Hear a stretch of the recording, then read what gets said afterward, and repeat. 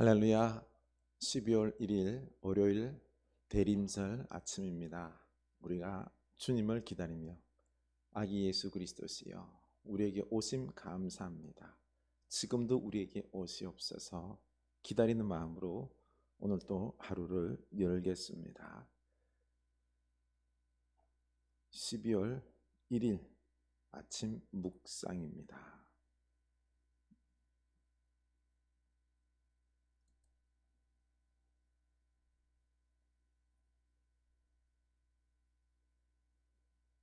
오늘의 말씀입니다. 베드로후서 3장 11절에서 13절입니다. 이 모든 것이 이렇게 풀어지리니 너희가 어떠한 사람이 되어야 마땅하냐? 거룩한 행실과 경건함으로 하나님의 날이 임하기를 바라보고 간절히 사모하라. 그날에 하늘이 불에 타서 풀어지고 물질이 뜨거운 불에 녹아지려니와 우리는 그의 약속대로 의가 있는 곳인 새 하늘과 새 땅을 바라보도다.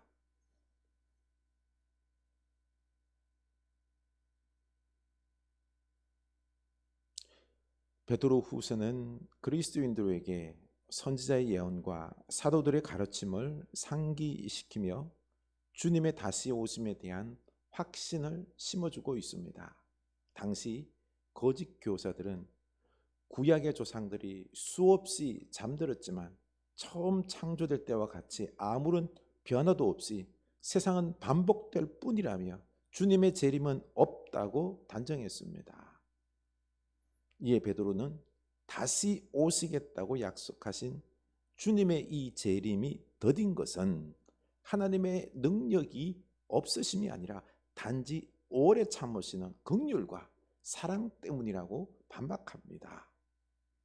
하나님이 진실로 원하시는 것은 누구도 예외 없이 모두가 회개하는 것이기에 오래 참고 기다리시는 것입니다.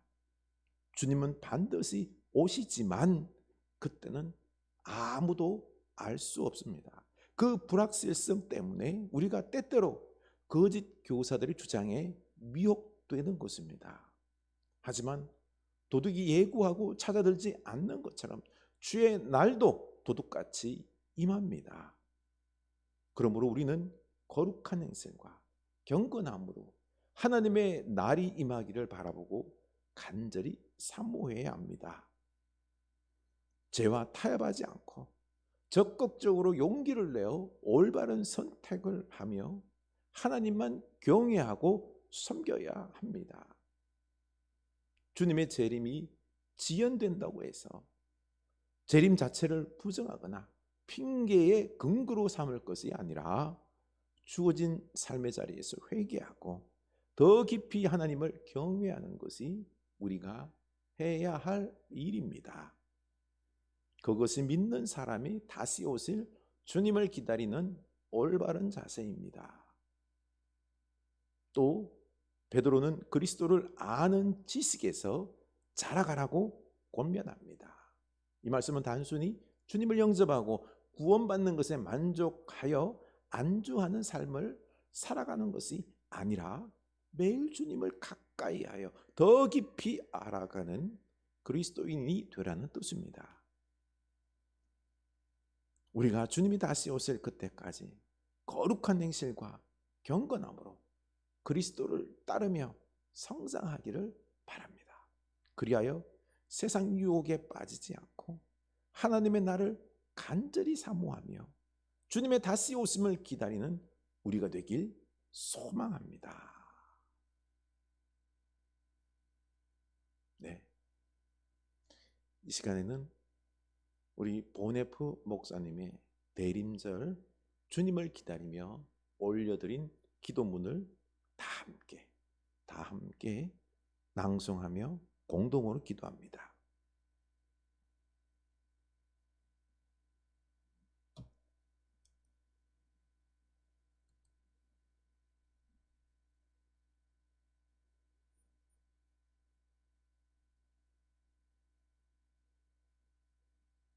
평화와 생명의 길로 인도하소서. 메시아를 갈망하던 이 세상에 아기 예수님을 보내주신 하나님, 평화의 빛이신 그리스도의 오심을 기다리는 대림절입니다. 그리움과 기다림 속에서 인간의 몸으로 오신 예수님의 탄생은 생명과 평화의 희망과 약속의 성취였습니다.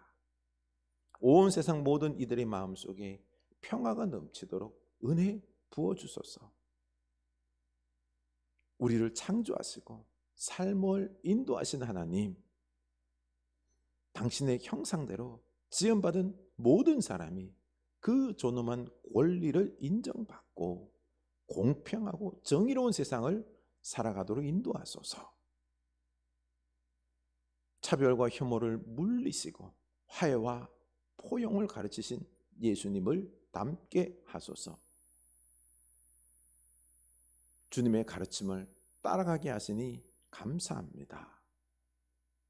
지난 세월 동안 이 민족의 역사를 이끌어 주신 당신께서 우리의 이기심과 욕심, 불충함과 교만을 용서해 주시고 이웃의 어려운 현실과 우리 사회의 아픔을 외면했던 무관심을 용서해 주소서. 현실에 안주하려는 유혹으로부터 벗어나게 하시고 그리스도인으로서 끊임없이 자신을 성찰하고 갱신할 수 있는 용기도 주소서. 당신을 따르는 우리가 지구촌 인류의 문제를 함께 아파하고 특별히 한반도를 비롯한 동북아시아의 평화를 지키기 위해 노력하게 하소서. 전쟁과 폭력의 세력을 돌이키시고 평화를 갈망하는 이 땅의 씨알들,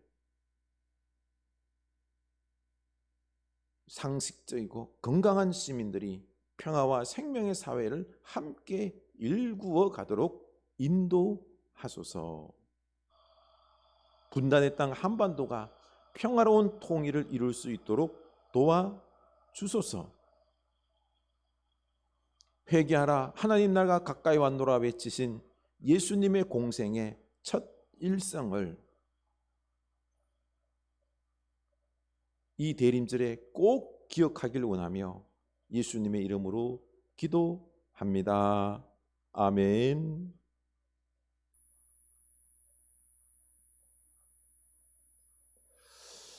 네. 이 시간에 또 느헤미야 10장 우리 말씀을 보겠는데요. 중심 몇 구절만 살펴보도록 하겠습니다. 10장 느헤미야 10장 28절입니다.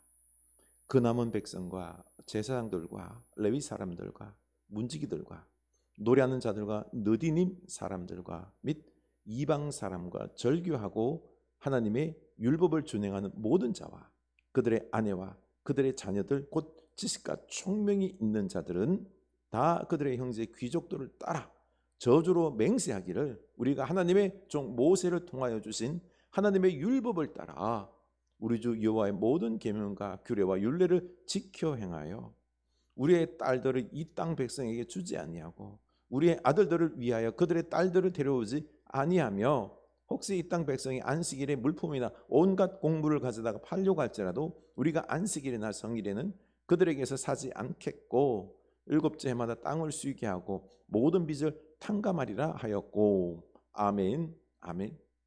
네, 우리가 어제 주일 말씀에서처럼 느헤미야 그 에스라 그 광장 앞에서 에스라가 그들을 부른 게 아니라 이 백성들이 율법을 들려달라고 성령의 감동 속에서 말씀의 그 선제적인 능력 속에서 창조적인 능력 속에서 그들이 고백했죠.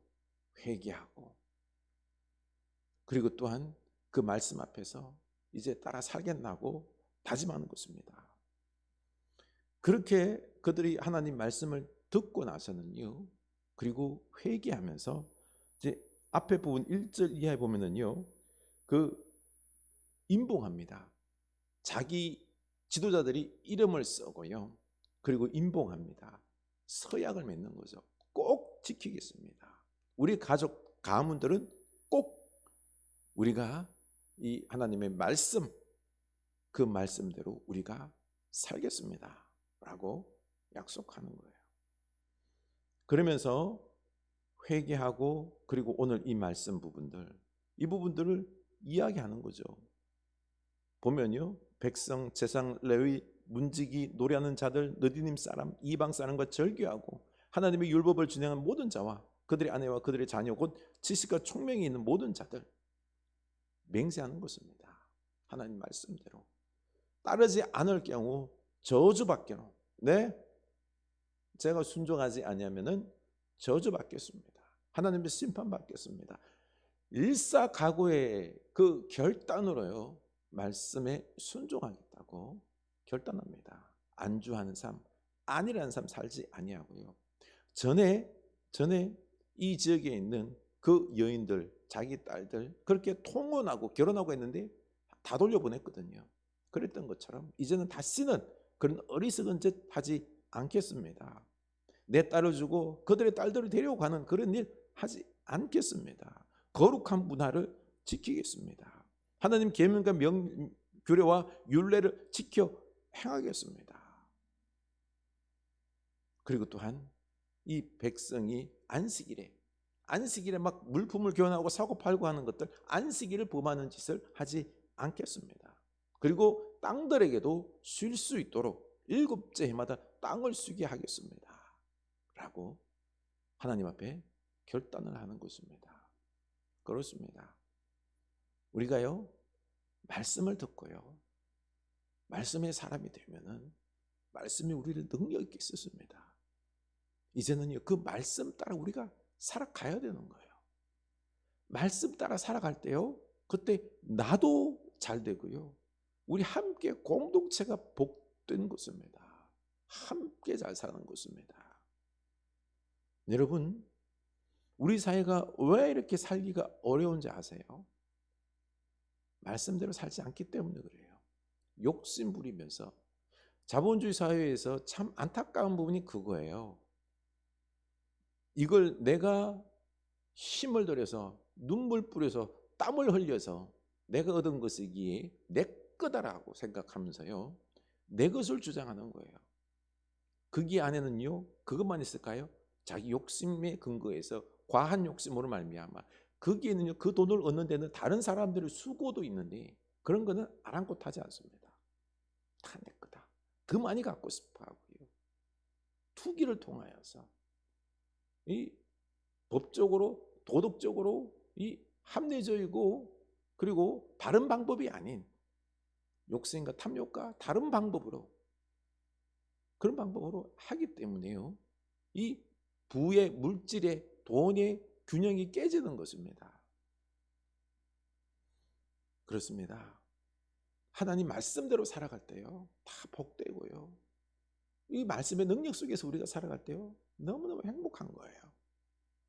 하나님의 사랑이 넘치고요, 사는 맛이 나고요, 서로 함께 웃고 울어주고 얼마나 행복해요. 그렇죠? 걱정거리가 없어요. 네? 내가 문제가 있으면 저 양반이 도와줄 거니까 우리 살아가는 친구들, 우리 교우들, 우리 가족들 함께 할 거니 두려울 게 없는 겁니다. 우리 자녀들 밖에 내놔도요, 어디 가서 무슨 변을 당할까 두려울 게 없는 겁니다. 다 사랑하면서 돌보면서 살아가니, 이게 말씀 속에서 믿음이 있으면요, 이게 참 두렵지가 않잖아요. 그렇죠? 평안한 삶이 있는데, 그런데 말씀을 따라 살지 않으니 온 세상이 다 불안투성이에요. 먹고 사는 게 걱정이에요. 욕심 부리다 보니까, 더 많이 가지려다 보니까 내 몸을 혹사하고 다른 사람들 불편하게 하고 고통스럽게 하고 심지어 뺏기도 하고요. 이런 일이 벌어지는 겁니다. 그렇죠? 우리 말씀대로 삽시다. 말씀의 능력이 나타납니다. 아멘. 입으로만 우리가 말씀의 사람이 됩시다가 아니라요, 말씀에 순종하는 그런 능력의 사람, 하나님의 나라를 일구는 사명의 사람이 될 수 있기를 주님 이름으로 축원합니다.